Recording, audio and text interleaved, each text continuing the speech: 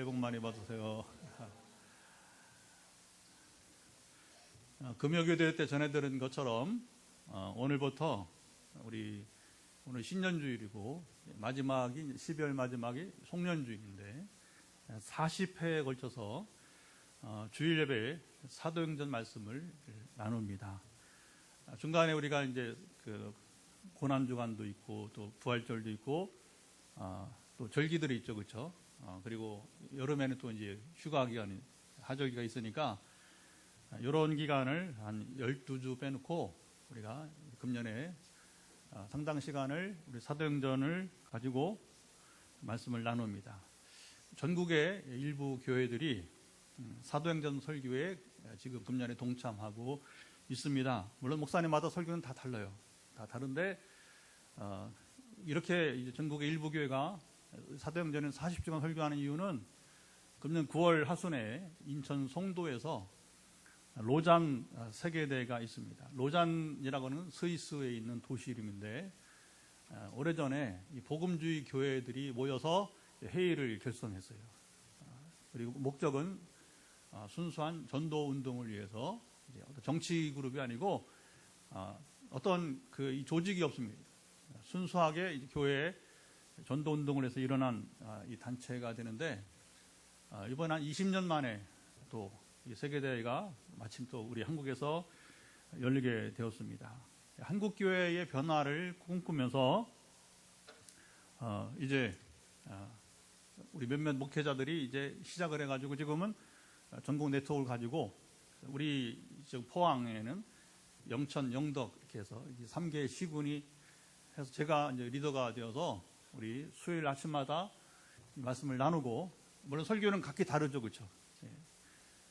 지금 우리 이제 9명 정도 지금 포항, 영천, 영덕에는 9명이 지금 많지 않지만 제일교회도 하니까 제일교회 박영 목사가 총 리더입니다. 그래서 이제 10개의 교회가 지금 한다고 보면 되는 것이죠. 설교도 중요하지만 근본적인 것은 여러분 주목하세요. 사도행전에서 역사하신 성령님이 행전이 오늘 한국교회에서 다시 일어나기를 바라는 마음인 것입니다. 대개 누구든지 사도행전을 읽거나 설교할 때 각자 기대하는 마음이 있어요. 왜 그럴까요? 사도행전에는 사실 말이 사도행전이 실제로는 성령행전이라 부르는 다 같이 성령행전. 사도들이 그 행적이 아니라 사실은 성령께서 사도들을 통해서 역사하신 이야기이기 때문에 엄격히 말하면 이것은 성령행전이니까 그래서 이 사도행전을 언제든지 읽을 때나 설교할 때에는 각 사람마다 기대하는 마음이 있어요. 그러니까 여러분들이 이제 오늘부터 우리 송년주일까지 주일 아침에 오실 때에는 여러분 뭔가 기대하고 오시기 바랍니다. 아니 이게 진짜 감정이 아니라 실제로 여러분들이 기대하고 오시기 바랍니다. 그 기대는 여러분이 정하는 거예요. 하나님께 여러분의 마음을 주실 겁니다. 오늘부터 이제 설교를 들을수록 사도행전을 왜 전국의 교회가 로잔대회를 앞두고 이제 설교하느냐? 그것은 이제 설교가 이제 역사하는 게 아니라 성령께서 이 말씀을 풀어서 선포할 때에 성령이 친 역사하시기를 원하는 겁니다. 저도 2010년에 벌써 이제 약 15년 전이네요. 2010년도에 수요일 저녁 예배 때, 되게 한국교회는 이제 수요 예배 때는 성경 강해를 많이 하죠. 저도 뭐 개척하고 한다고 그렇게 하다가 우리가 화요 말씀 치유 집회를 하면서 이제 우리가 수요일은 소그룹으로 전환을 하면서 드리고 있지만 말입니다. 그때 2010년도에 제가 사도행전 강해를 수요일 저녁에 했습니다. 그러면서 그때 갈망은 뭐냐? 말씀만이 아니라 성령이 실제 임하시기를 저는 기대하고 구했습니다. 당시 나이도 제가 이제 신학을 공부하고 박사학위를 하고 그 다음에 이제 강사 생활을 이렇게 했는데 나이도 40대 후반. 그래서 하나 그런 마음을 주더라고요. 내 인생에 정말 이제 마지막 기회라 여기고 갈급한 가운데 기다리게 되었습니다. 신학을 몰라서 설교를 못해서가 아니라 그것이 지식으로만 전하는 말씀이 아니라 성령이 실제 임하는 것을 저도 경험하고 우리 교회가 교우들이 경험하기를 원했던 것입니다. 하나님께서 제 이 마음을 정말 백지 같은 순수한 마음으로 기대했던 40대 후반에 그 마음을 하나님께서 보셨는지 실제 사도행전 강해를 절반 정도 했을 때에 사도행전은 한 2년 강해했어요.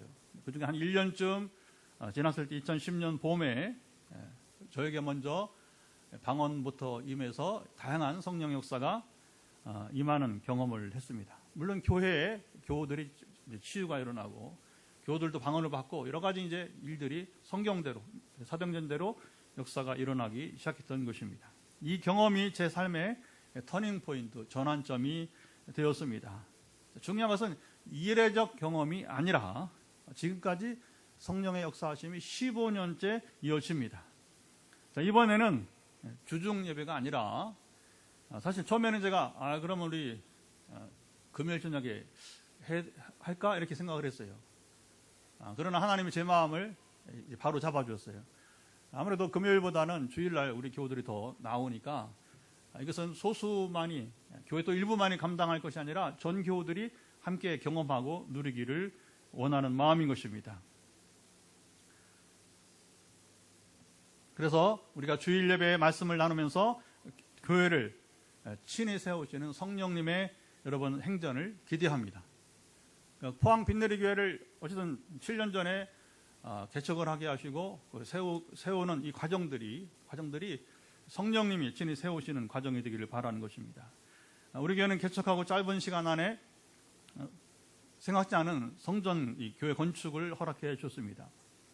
그리고 성령께서 2010년부터 또 개척한 이후에도 마찬가지로 동일하게 치유와 회복을 통한 하나님 나라 운동을 전개하고 있습니다. 그래서 포항을 시작으로 해서 지역, 민족, 열방을 향해서 매주 우리가 이제 결국 그것이 전화로 하니까 또 영상으로 하니까 이게 이제 메타버스가 된 것이죠. 그리고 선교적 교회가 되어서 아시아, 아프리카, 유럽으로 해마다 이렇게 우리가 이제 순회를 하고 있습니다. 금년은 교회 개척 후 7년을 지나고 우리가 8년 차인데 초기 교회를 세우셨던 성령께서 우리 이제 건축 후에 이 교회를 놀랍게 세워가시기를 기대하며 말씀을 나눕니다. 오늘 사도행전 1장을 시작으로 송년주일 우리 마지막에 28장 마지막 말씀을 나눌 때까지 성령께서 여러분이 눈여겨보시면 됩니다. 어떻게 우리 교회를 이후로 이 건축한 성전 위에 교회를 세워가시는지 여러분이 보고 증인이 되기를 축복합니다. 자, 물론 성령님께 맡긴다고 해서 우리가 가만히 게으르게 있으면 안 되겠죠. 그렇죠? 더 성실하게 기도하고 전도하고 그리고 민감하게 우리가 맡기고 민감하게 대처하고 나가야 되는 거예요. 여러분, 하나님 역사하심을 기다리는 사람은 기대감만 아니라 우리 몸도 마음도 같이 움직여야 됩니다. 여러분, 능동적으로 움직이시기 바랍니다. 사도행전 1장은 누가복음의 연장으로 이제 시작합니다. 저자가 같습니다. 저자는 여러분 잘 아신 대로 의사 누가예요. 복음서에서 사도행전으로 이어지는 자연스러운 연결입니다. 그러나 이제 마태나 이 마가, 요한은 그렇지 않아요. 특이하게도 이 누가만 복음서에 이어서 이 사도행전까지 기록을 이제 하고 있는 것입니다. 자, 복음서 마지막은 누가가 예수님께서 십자가와 부활 후에 승천하시는 기사로 마쳤습니다. 자, 누가는 복음서에서 주님의 마지막 말씀, 너희는 위로부터 능력으로 입혀질 때까지 이제 성령이 임하시기까지 이 성 예루살렘을 떠나지 말라. 이곳에 떠나지 말고 머무르라. 이렇게 당부하셨습니다. 자, 그리고 이제 사도행전 시작에서 누가는 다시 주님의 이 말씀을 전하게 되었어요. 4절 한번 보시면 읽어봅시다. 4절 보시면 거기 예루살렘을 떠나지 말고 시작. 예루살렘을 떠나지 말고 내게서 들은 바 아버지께서 약속하신 것을 기다리라. 주님은 이게 참 중요한 거예요. 하나님께서 위로부터 너에게 능력을 입혀줄 것이다. 자, 능력을 입혀주는데 그 능력은 뭡니까? 성령이 임하시면서 자연스럽게 임하는 능력을 말하는 것이고, 그러니까 하나님의 계획이 이러하니까 너희들이 예루살렘을 떠나지 말고 성령이 임하실 때까지 함께 모여 있으라고 하는 것입니다. 주님은 제자들에게 몇 날이 못 되어서 5절 보면 성령으로 세례를 받으리라 이렇게 말씀하셨습니다. 예수님은 제자들에게 나는 지금 승천하지만 너희들은 성령이 임하심을 기다리라. 이게 한 번이 아니고 이렇게 반복해서 말씀하셨습니다. 반복은 강조이고요, 그리고 확실성을 의미하게 됩니다. 그것은 몇 날이 못 되어서, 자, 이제 하나님의 때가 되어서 이제 주님이 십자가도 지시고 부활하시고, 그리고 이제 승천하시면서, 그리고 이제 승천하시면서 오늘 지금은 이제 승천하시면서, 그리고 앞으로 몇 날, 열흘이죠, 열흘. 몇 날이 못 되어 이제는 바로 성령이 너에게 임할 것이다. 자, 그런데 제 아들은 아직도 동상이몽이었어요. 주님이 지금 말씀하는 거하고 제 아들의 생각은 정말 천지 차이였어요. 자, 6절 보도록 합시다. 제자들이 이 상황에서 뭐라고 말하는지 읽어보도록 하죠. 그들이 모였을 때에 예수께 여쭈어 이르되 주께서 이스라엘 나라를 회복하심이 이때이니까 하니.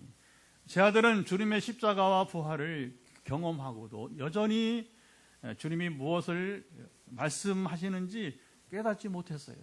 자, 왜 제자들은 주님이 승천을 앞두고 계심에도 불구하고 여전히 하나님의 나라가 아니라 이스라엘 나라, 이 세상 나라를 여러분 구하고 있었을까요? 예수님의 제자들은 모두 유대인들이었습니다. 그들의 언어와 문화, 사고체계는 그들이 어릴 때부터 그냥 여러분 배우고 자라며 이 몸에 배인 대로 여러분 그대로예요. 이런 것은 할 수 없습니다. 여러분, 우리도 한국인이에요, 그렇죠? 우리 일본 사람 아니잖아요, 그렇죠? 참 멀고도 가깝고도 먼 나라 일본. 그러니까 우리는 일본인이 아니고 우리 한국인이란 말이에요. 한국인이라고 하는 우리는 특성을 가지고 배우고 자라고 그것이 우리의 몸에 배어 있는 것입니다. 주님은 제자들에게 지금 가장 필요한 것은 성령님의 강림이라는 사실을 너무 잘 아셨어요.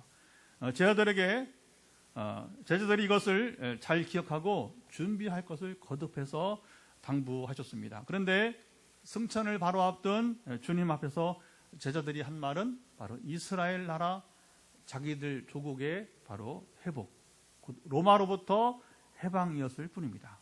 그들은 여전히 예수를 3년 동안 여러분이 이제 동행하고 그리고 배우고 따라왔지만 예수님을 하나님의 아들로 보기보다는 정치적 메시아로, 그러니까 우리를 죄로부터 구원하실 예수란 말이거든요. 예수란 말이 자기 백성을 죄에서 건질 자다. 맞죠? 예수님은 자기 백성 이스라엘을 죄로부터 건질 자가, 그래서 구원이란 말이 예수스가 예수스, 헬라어로 예수스. 그건 이제 영어는 이제 이게 발음이 힘든지 자기들끼리 그냥 지저스를 바꾼 거예요. 그런 발음은 영어밖에 없어요. 다 독일어도 예수예요. 독일어 예수고, 물론 우리말도 예수고, 이제. 그런데, 제자들은 3년을 주님을 따라가고도 이제 그런 죄로부터 구원할 메시아가 아니라 바로 이스라엘 나라를 로마로부터 해방시킬 정치적 메시아로 바라보았던 것입니다. 자, 제자들이 3년간 주님과 동행하며 어떤 생각을 하고 다녔는지 우리가 드러나게 되는 겁니다. 그게 말하자면 그 나라에 태어나고 자라고 이게 모든 게 체질이 몸에 배어 있는 것이에요. 자, 보통 사람이 주님이었다면, 여러분 주님이 승천하기 앞서서 이 질문을 할 때에 이 상황에서 뭔가 다른 말을 여러분 할 것 같지 않습니까? 너희가 어찌 그리도 철부지냐고. 여러분 한탄할 만한 상황이 아니겠어요, 그렇죠? 3년을 너희들이 나와 함께하면 그 나를 그렇게 모르느냐? 너희가 지금 무엇을 해야 되는지 아직도 모르느냐? 주님 이미 여러분이 이제 이제 천하에 다니면서 복음을 전파하라. 그렇죠? 그리고 모든 민족에 가서 아버지와 아들과 성령의 이름으로 세례를 주라. 이미 다 말씀하셨어요. 그럼에도 불구하고 제 아들은 여전히 여러분 거기에는 관심이 없고 이스라엘 나라 회복에만 관심이 있으니까 얼마나 이런 한탄할 만한 상황이었습니까? 그런데 주님은 그렇지 않으셨어요. 주님은 끝까지 인자하신 가운데 7절 보면 뭐라고 말씀하시는지 보면, 자, 때와 시기는 시작. 때와 시기는 아버지께서 자기의 권한에 두셨으니 너희가 알 바 아니요. 주님은 수사학, 레토릭이 뭐냐면 웅변. 이게 이제 언어를 어떻게 언어 구사하느냐, 이게 이제 수사학. 고대 세계, 로마 세계는 굉장히 이것이 이제 발달되어 있습니다. 성공의 척기가 뭐냐? 누가 말을 잘하느냐, 웅변을 잘하느냐. 그때는 이런 마이크도 없잖아요, 그렇죠? 그러니까 이제 리더십을 발휘하려면 뭐냐면 이게 수사학, 레토릭을, 웅변을 잘 배워야 됐어요. 근데 주님은 정말 복음서를 잘 보세요. 여러분, 주님이 하신 말씀들을 어떤 상황에서 어떻게 말씀하시는지 보면 정말로 주님은 언어의 천재예요. 물론 하나님이시니까. 바리새인 서기관들이, 이 사람들이 보통 내기들 아니거든요. 사두개인들이 말로 먹는 사람들, 말로 소위 말하면 말로 못 당하잖아요, 주님을. 그러니까 말로 못 당하는 것 같으니까 결국 폭력으로 주님을 죽인 거예요. 왜냐면 말로 시험을 해봐도 이게 뭐 주님을 당하지 못하니까 그들이 말로 안 되면 사람이 이제 결국에 폭력으로 하는 겁니다. 십자가로 이제 이끌게 된 것이죠. 주님은 제 아들을 책망하거나 말을 많이 하며 가르치려고 하지 않았어요. 그렇게 해서 될 일이 아니기 때문에. 여러분, 어떤 거는요, 우리가 설득으로 되지 않는 일들이 있어요. 그러면 굳이 설득하지 마시고 좀 기다렸다가 내가 필요한 말을 하면 됩니다. 그러면 내가 필요한 말을 전했을 때 그것이 전달되면 그 앞에 얘기는 자연히 해결되는 것이에요. 이게 바로 주님의 수사학입니다.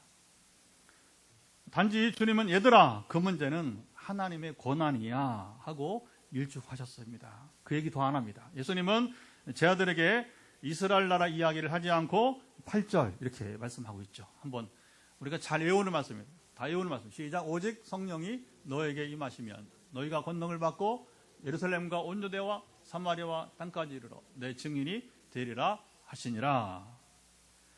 주님의 제자들에게 이스라엘 나라의 회복에 말씀하지 않고 대신에 여러분 이 말씀을 하신 의미가 무엇일까요?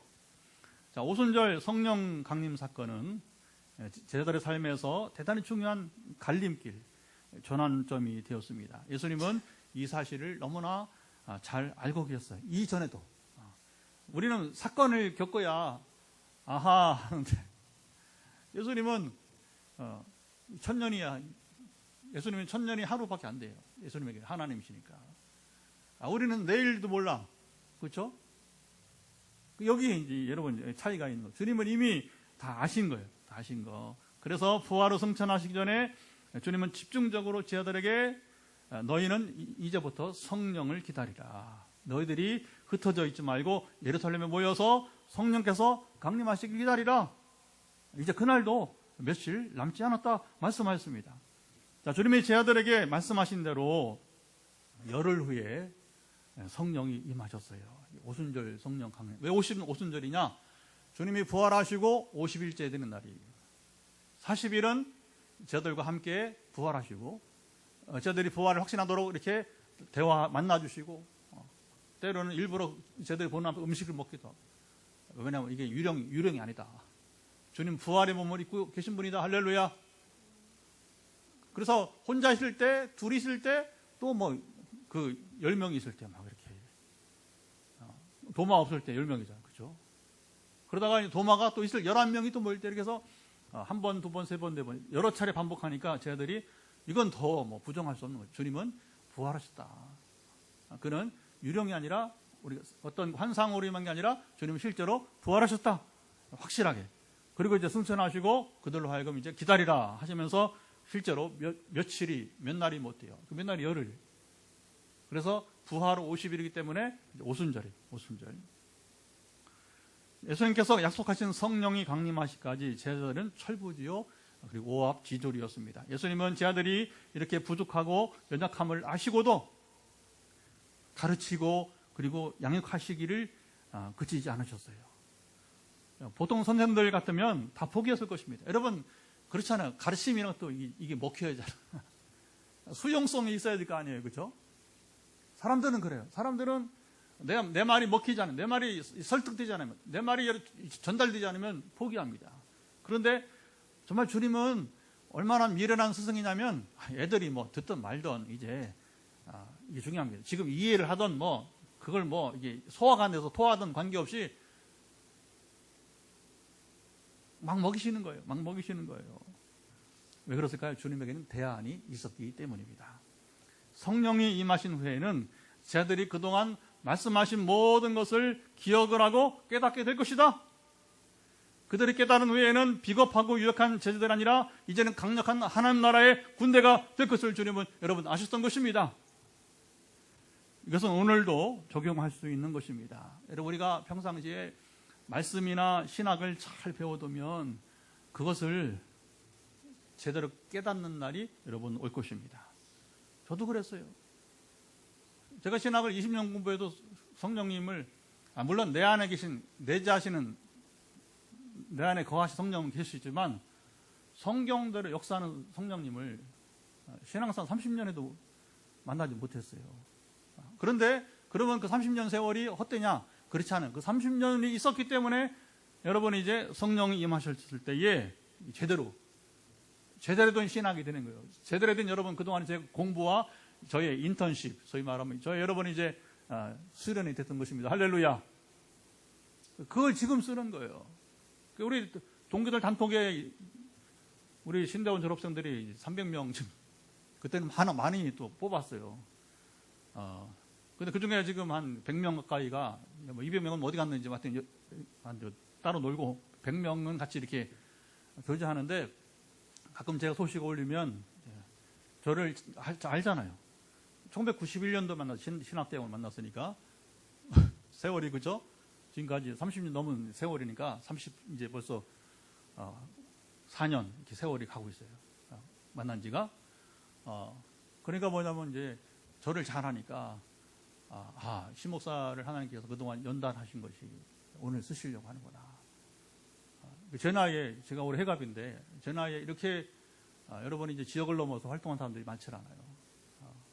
다 은퇴 준비하고 또 나이 많은 동기지만 늦게 신학한 분들은 다 벌써 원로 목사도 있고 상황이 그렇습니다.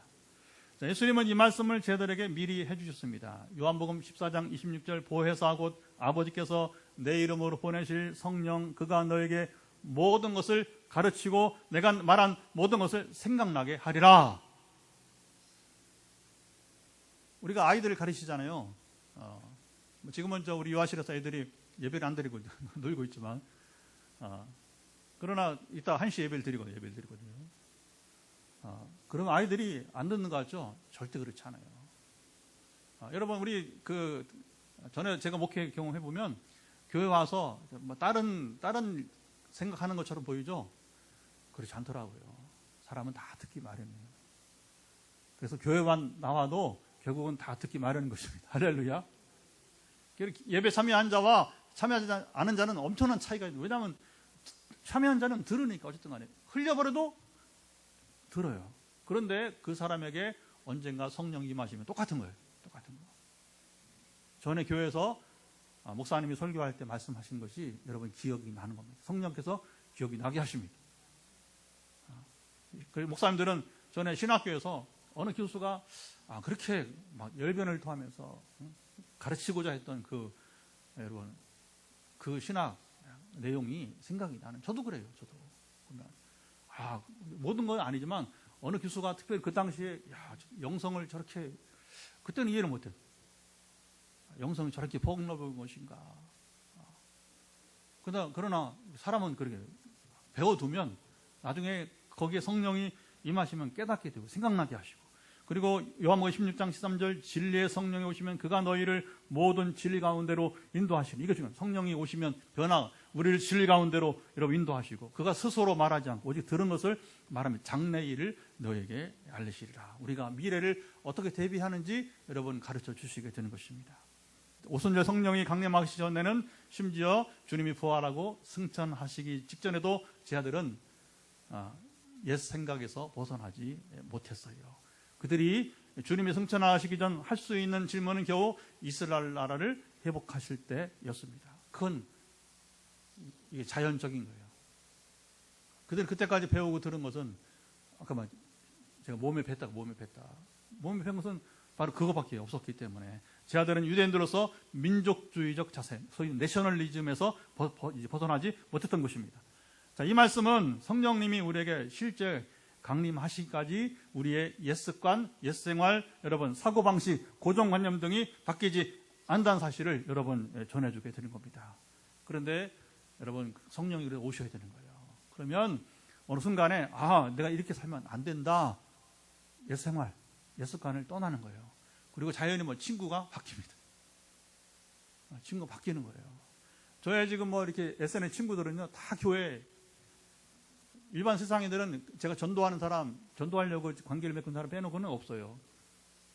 자연히 저는 목사님들이 제일 많고, 그 다음에 그동안 전에 서울에서 그 부목사 때부터 교육전세부터 했던 우리 옛날 제자들, 평신도, 지금 나이가 벌써 이제 다 50대, 다 이제 어른들이 됐어요. 그렇죠? 그러니까 거의 저희 교재 보면은 거의 90% 이상, 95% 이상 거의 이제 믿는 자들이 되게 되는 것이죠. 그리고 어느 순간 사고방식도 바뀌고 그리고 고정관념이 바뀌게 되는 것입니다. 그러니까 교회 나왔는데 좀처럼 안 바뀐다? 괜찮아요. 때가 되면 하나님이 여러분 성령 임하시면 그거 이제 하라고 해도 하지 않습니다. 옛생활을 버리게 됩니다. 예수님은 이 모든 것을 아시고 공생애를 마치고 승천하셨어요. 주님은 제 아들에게 이스라엘 나라 회복에 대해서 말할 것도 없음도 아셨습니다. 성령이 임하시면 그들이 스스로 깨닫게 될 것이다. 주님은 제 아들의 질문에 답하는 대신에 그들에게 꼭 기억하고 순종할 것이 무엇인지 말씀해 주셨습니다. 몇 날이 못 돼요. 성령이 강림하시는데 너희가 권능, 능력을 받고 예루살렘과 온 유대, 사마리아와 땅끝까지 이르러 내 증인이 되리라. 오늘 설교 제목이 여기서 내 증인이 되리라. 시작. 내 증인이 되리라. 예수님 관심은 항상 여러분 세계, 이스라엘만 아니라 이스라엘 지경 안에만 박혀있는, 고립되어 있는 하나님이 아니라 이스라엘 지경 밖에서 세계, 우주적 구원을 지향하셨습니다. 이스라엘만 구원하지 않았습니다. 하나님 언제나 오늘이나 영원히 세계를, 이 온 우주를, 세계를 통치하십니다. 창조 때부터 오늘도 그의 통치는 임하십니다. 그의 통치를 받아들인 자는 오늘도 여러분 이것을 누릴 수 있어요. 이것을 우리가 하나님의 나라라고 부르는 겁니다. 여러분 하나님 나라는 우리가 죽어서간 내세에서 이루어진 게 아니라 바로 우리가 예수를 영접하고 성경을 배우면서 하나님을 알고 그리고 성령이 임하시면 바로 뭐냐? 지금 이곳이 예배드리는 이곳이 하나님의 나라가 되는 것입니다. 하나님은 세상을 통치하시는데 즉흥적으로 여러분 일하시지 않습니다. 사람들은요 자랑거리가 아닙니다. 즉흥적으로 하는 건요 결코 자랑거리가 아니에요. 준비가 되지 않았다는 얘기잖아요, 그렇죠? 근데 하나님은 완전하시기 때문에 항상 모든 걸 아주 오래전에 계획하시고 때가 되면 그걸 이루시게 되는 거예요.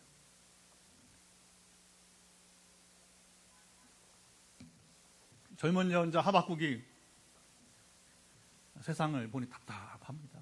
악인들이 여러분 활개를 치고 악인들이 잘 사는 거예요. 정직한 자들 그리고 믿음으로 사는 자들은 여러분 고통당하고 가난하고 그때 하나님께서 이 악인들을 언제까지 심판하시겠습니까? 하박국이 젊은 선지자가 그렇잖아요. 나이 드시면 그냥 세상 다 그런 거야. 어느 노래처럼 이제 세상 만사 다 그런 거야 하지만 젊은 사람은 그렇지 않잖아요. 용납이 안 되잖아요. 어떻게 저런 악인들이 정치를 하고 그리고 막 이제 권세를 부리고 그러면서 큰 소리 치고 이 젊은 선지자 못 견디는 겁니다. 하나님이 이 순진한 하박국에게 답을 주셨습니다. 하박국 2장 3절 이 묵시는 정한 때가 있다. 의인은 믿음으로 하나님이 행하실 그때를 기다린다. 답을 해줬습니다.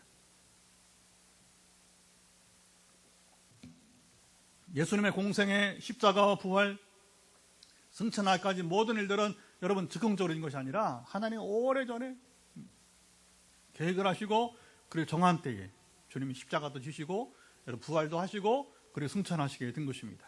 성령이 강림하실 때도 마찬가지. 왜 오순절이냐? 우리는 몰라요. 하나님은 일찍이 계획을 세우시고 바로 부활로 50일 만에 성령을 보내주신 것입니다.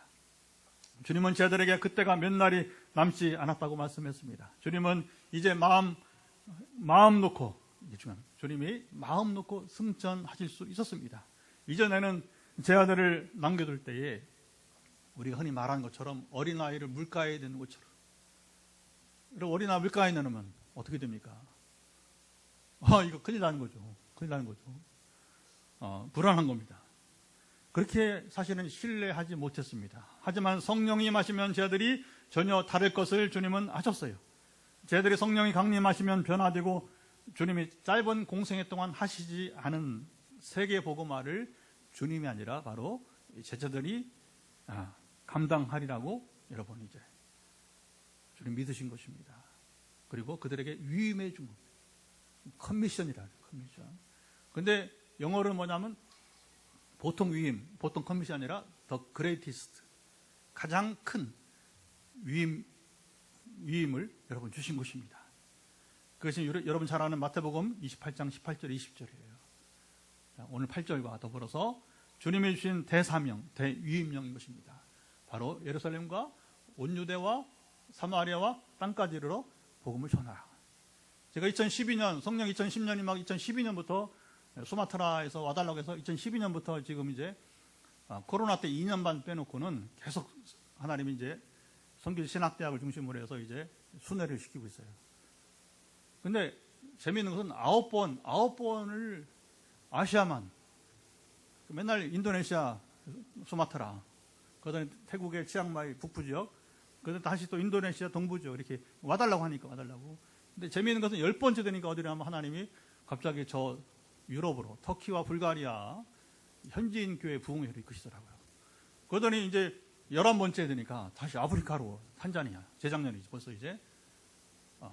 그러니까 아프리카 순종하니까 하나님이 이제는 유럽에 있는 이제 현지인 교회가 아니라 한인 교회로 작년에. 이번에 보니까 또 하나님은 이제 다시 이제 한국인과 프랑스 사람이 함께 있는 공동체로 또 이제 이번 3월에. 그러니까 여러분 우리가 좀 이게 재미있어요. 우리 이 땅에서 순종하면 하나님은 여러분 이제 그 다음 단계로 이끄시게 된 겁니다. 한 가지 일에 9번을 순종했더니 쉬지 않고 10번째 유럽으로. 그때 제가 이게 중요하구나. 순종은 평생 한 겁니다. 평생 한 겁니다. 순종을 배우시면요 여러분 놀라운 삶을 경험하게 될 것입니다. 예수님은 대사명을 제자들에게 위임하시고 그들이 보는 가운데 하늘로 올려져, 그렇죠. 그래서 구름이, 나중에는 이제 구름이 가리니까 보이지 않게 승천하셨어요. 주님은 제자들이 당황할 것을 아셨습니다. 주님은 언제나 여러분 세밀하십니다. 우리 생각보다 훨씬 더 주님은 친절하십니다. 우리를 향한 배려가, 여러분 주님 얼마나 우리를 배려하냐, 배려가 지극히 크십니다. 저는 어떻게 이걸 알았냐? 치유 사역을 기도로 섬기면서 주님이 얼마나 세밀하신지, 친절하심을 수시로 경험해요. 이런 걸 어떻게 전해야 되냐고, 하나님. 처음에는 이걸 전해야 됩니까? 그런데 그 사람이 필요하기 때문에, 유익하기 때문에 전하라고 하는 거예요. 지금 자연스럽게 전합니다. 그러면서 뭐라고 하냐면, 하나님 당신을 이처럼 이제 배려하신다는 거예요. 알고 계신다. 당신을 이렇게 알고 있다. 당신의 필요를 알고 있다. 할렐루야.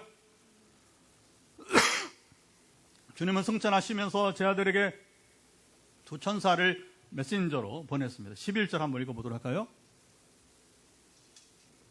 읽어보도록 하죠. 갈릴리 사람들, 시작. 갈릴리 사람들아, 어찌하여 서서 하늘을 쳐다보느냐. 너희 가운데서 하늘로 올려주신 이 예수는 하늘로 가심을 본 그대로 오시리라 하였느니라. 주님은 천사들을 통해서 이 땅에 재림하실 것을 예고하셨습니다. 주님은 이 땅에 오셔서 모든 일을 다 이루셨습니다. 예수님이 십자가에서 다 그 힘든 가운데도 주님은 소리를, 힘을 내서 다 이루었다. 이게 이제 헬라어로 테텔라스타이. 발음이 좀 어렵지만 테텔라스타이. 시작. 테텔라스타이. 이게 굉장히 중요한 말이에요. 다 이루셨다. 주님 이 땅에 오신 목적을 다 이뤘다고 하는 거예요. 주님 공생애 동안 제자들을 가르치고 양육하고 십자가와 부활, 승천을 다 이루셨습니다. 이제 남은 것은 심판주로 재림하실 거예요. 구원 문제 이제 해결되었습니다. 교회를 세우는 거 해결되었습니다. 지금도 여러분 5대 6대주에서 미국이 아직도 여전히 선교는 제일 많이 해요. 미국이. 여러분 우리나라보다 한 3배 이상 2위가 대한민국으로 하잖아요. 3위가 영국인데 이게 또 2위와 3위도 우리나라 영국도 차이가 많이 나와요. 그럼 어쨌든 중요한 것은 지금 세계 도처에서 여러분 이제 이 말씀은 전파되고 있게 되는 것입니다. 새해 전국의 일부 교회들이 함께하는 사도행전 말씀이 오늘부터 선포됩니다. 이 말씀이 풀어지고 선포될 때 성령께서 일하심이, 이게 중요합니다. 성령께서 일하심이 시작되기를 바랍니다.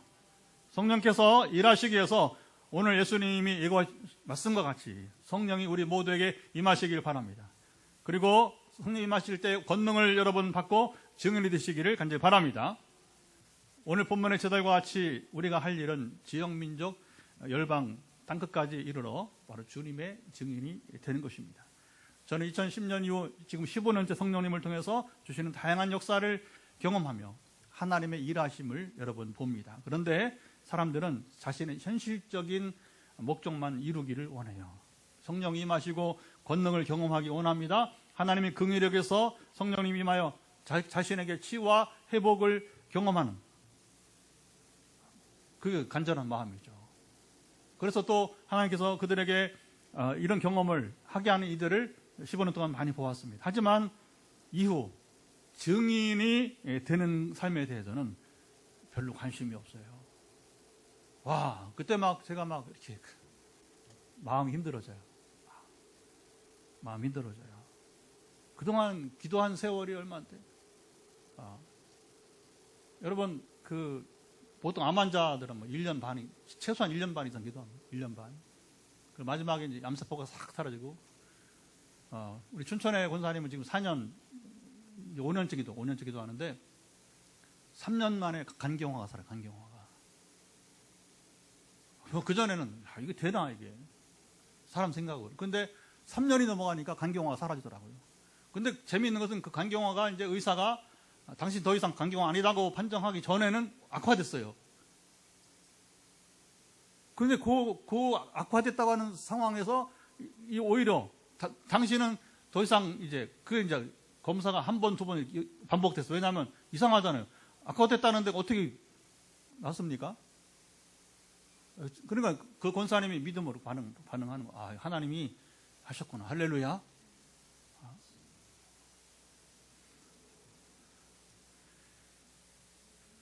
여러분, 이런 분들에게 새 변화가 필요합니다. 성령께서 임하셔서 내게 은혜를 베푸시며 이제는 옛생활, 옛습관, 옛종교에서 완전히 떠나야 할 것입니다. 그렇지 않으면 잘 들으세요. 한국교회가 하나님의 은혜가 그동안 부족한 것이 아니고 은사주의에 머물고 만 거예요. 현실 목적만 이루면 됐다고 하는 것이고, 은혜 주시니까 헌금하면 되지? 그럼 끝으로 여기게 되는 거예요. 성령이 임하시고도 복음의 본질을 누리지 못하고 몸이 회복된 후에 오히려 옛생활, 옛습관 돌아가는 경우도 여러 번 있습니다. 저에게 개인적으로 성령이 임하신 경험을 한 이후 변화는 가끔 누가 또 물어요. 제가 또 이렇게 증거를 하니까 목회자들이 많이 부정적으로 이렇게 물어봐요. 마음이 너무 아픕니다, 사실은. 근데 저도 사실은 아까 제자들의 성령 임하기 전에 자세를 말했지만 저도 그랬으니까 옛날에 2010년 이전에는 그게 뭐냐면 시비를 거는 거예요. 뭐라고 시비 거냐면 목사님 성령을 그렇게 얘기하시는데 당신이 성령을 받고 가장 큰 변화가 뭐야? 뭐 이렇게 시비를 물어봐요. 단호하게 말합니다. 전도와 선교에 참여하는 것입니다. 누가 가라고 하지 않아도 제가 스스로 나갑니다. 제 삶의 제일 우선순위가 되는 겁니다. 그 사람들이 알아요. 신 목사님은 전도에 열심이다. 선교에 열심이다. 가지 말라고 위협해도 두려워하지 않고 여러분 담대히 갑니다. 하나님이 그걸 보신 것 같아요. 특별히 개척하기 전에. 제가 개척한 이유는 선교 때문에 개척한 거거든요. 전통교회에서는 선교를 못하게 하니까 관심도 없고 재정도 안 주고 그러나 그게 이제 한도가 있더라고요. 왜냐하면 싫어하는데 담임 목사가 그걸 계속 그 끌고 가기가 갈등이 풀어지지 않고 오히려 이제 자꾸 이제 더 심하니까 선교적 교회가 되지 않으면 이건 어려운 겁니다. 그래서 하나님이 기성교회에서는 어려우니까 이제 새 교회를 세워서 선교적 교회를 앞으로 잘 세워가기를 원합니다. 15년째 변함이 없습니다. 저는 혼자든 둘이든 셋이든 사람들에게 다가갑니다. 물론 혼자 갈 때보다 둘이면 좋고요. 셋이면 더 좋습니다. 이번에 이제 우리 코로나 이후에 선교지 갈 때에 이제 전에는 이 붕어빵 하는 장로님, 박봉란 장로님하고 저기 하나님께서 공천에 막 전주에 막 있는 장로님 집사님 불러서 같이 갔어요. 또 이제 기억하시죠? 재작년에는 또 우리 이옥 장로님하고 또 우리 윤백현 집사님 이런 이제 전에 섬기던 교회 일꾼들을 불러다가 같이 또 이렇게 가게 하고 우리 교인들이 같이 못 갔어요. 여러 가지 사정 때문에. 근데 이번에 프랑스 우리 아프리카는 동행 못하지만 프랑스 구간에 우리 새 집사님이 동행 얼마나 힘이 나는지 몰라요. 정말 힘이 납니다. 할렐루야. 마음이 편한 거예요. 마음이. 왜 거기 3명이 가게 할까? 프랑스가 만만치 않습니다. 지금 아시죠? 이슬람권이 막 들어와서 그리고 코로나 지나면서 거기도 원래 한불 교회인데 전에는 오전에 프랑스에 오후에 한국인 예배 드렸대요. 근데 코로나 지나면서 확 교인들이 줄어서 2번 드리기가 부담스러우니까 뭐냐면 묶어서 오전에 11시에 한국인과 프랑스 사람 같이 모여서 이중언어로 우리말도 하고 프랑스 통역을 선교사 통역을 하면서 이렇게 같이 예배를 드리는 거예요. 근데 지금도 가끔씩 이렇게 뭐냐면 영적 전쟁 얘기를 이렇게 막 보냅니다. 제가 이제 선교사님 보낸 기도 제목을 또 올려드릴 거예요. 그러면 여러분들 우리 선교지 가는 분만 아니라 여러분들 같이 기도해 주시기 바랍니다. 이 시간 다 같이 일어나서 우리가 찬양하며 기도합니다. 성령의 임할 권능을 받고 증인으로 살게 하옵소서. 우리가 순종할 때에 성령께서 우리 포항 빛내리 교회를 금년도에 괄목할 만하게 세워 주옵소서. 우리가 뭐 치유나 회복이나 성령 은사는 충분히 경험해서 이제 중요한 건 뭐냐면 하나님이 교회를 세우시옵소서. 이 건축한 교회를 세우시옵소서. 여기에 초점인 것입니다. 우리 찬양은 갈 길을 밝히 보이 박수 치면서 갈 길을 밝히 보이시니